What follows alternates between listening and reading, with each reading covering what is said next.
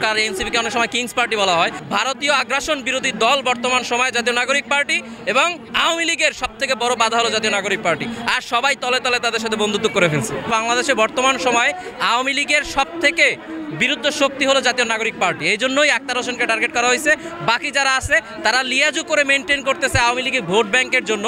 আজকে দেখলাম অনেক বড় একজন দলের নেতা বলেই ফেলছে যে আওয়ামী লীগকে এবং জাতীয় পার্টিকে তারা নির্বাচনে চায়। এই জন্যই তাদের উপরে ডিম নিক্ষেপ হয় না, আর আমাদের যোদ্ধাদের উপরে হয়। এতে আমরা অখুশি না। আমরা এটাই বলতে চাই, আজকের পরে এবং আওয়ামী লীগকে এতদিন যতটুক ছাড় দেওয়া হয়েছে, আজকের পরে যেখানে আওয়ামী লীগের পাওয়া যাবে সেখান থেকে প্রতিরোধ শুরু হবে এবং সেখান থেকেই তাদেরকে আমরা এই বাংলাদেশের জনগণ এবং ছাত্র সমাজ রুখে দেব ইনশাআল্লাহ। আর এনসিপিকে অনেক সময় কিংস পার্টি বলা হয়, কিন্তু আপনি যদি মাঠের দিকে তাকান দেখবেন সম্পূর্ণ তার উল্টো।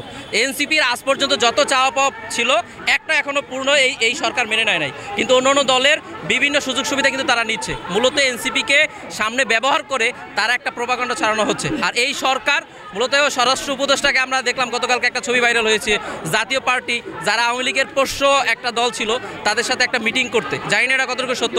যদি সত্য হয় তাহলে আমাদের এই যে আন্দোলন যারা করেছে তারা এই সরকারকে নিয়ে এবং এই সরকারের যে স্বরাষ্ট্র উপদেষ্টা আছে তাদেরকে নিয়ে আমরা নতুন করে চিন্তা করব।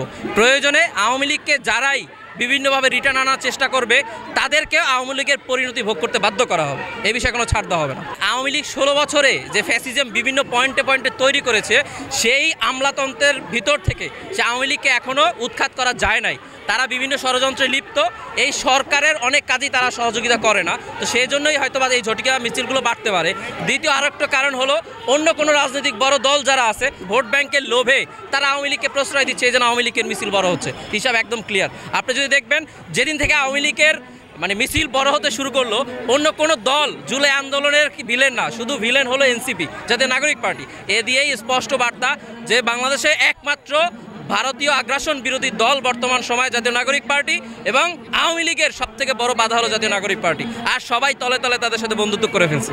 সরকারের প্রতি বার্তা একটাই, কোনোভাবেই আওয়ামী লীগের পুনর্বাসন, 14 দল এবং জাতীয় পার্টির বিষয়ে কোনো প্রকার আলাপচারিতা কিংবা কোনো প্রকার সমঝোতা জাতীয় নাগরিক পার্টি এবং বাংলাদেশের আপামর সাধারণ জনগণ যাদের দ্বারা এই আন্দোলন সংগঠিত হয়েছে তারা কখনো মেনে নেবে না এবং এই সরকারকে সেটা কঠিন বার্তা হিসেবে ভবিষ্যতে দেওয়া হবে। বিএনপির পক্ষ থেকে একজন গুরুত্বপূর্ণ দায়িত্বশীল নেতা তিনি যেই ধরনের